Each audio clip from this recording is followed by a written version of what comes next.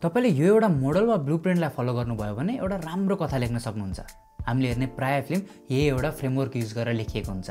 यो कथा लेख्ने तरिकालाई 3 एक्ट स्ट्रक्चर भनिन्छ। यसको अनुसार तपाईले पहिला कथालाई 3 भाग लगाउनुपर्छ। Act 1 setup, act 2 confrontation, act 3 resolution.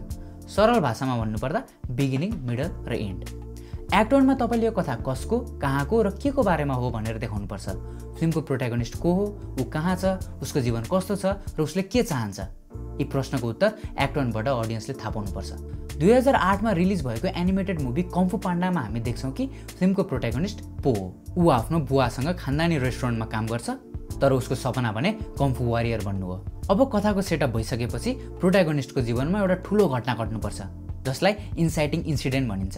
यो घटना राम्रो पनि हुन सक्छ, नराम्रो पनि हुन सक्छ, तर त्यसले प्रोटागोनिस्टलाई एउटा चुनौती दिन सक्नुपर्छ। मास्टर उग्वेले पोलाई ड्र्यागन वारियर बन्न सक्षम भनेर घोषित गरिदिन्छन्। मास्टर सिफु, फ्युरियस 5 र पो आफै 3 छक्क पर्छ। अब उसको अगाडि ड्र्यागन वारियर बन्ने एउटा चुनौती आयो।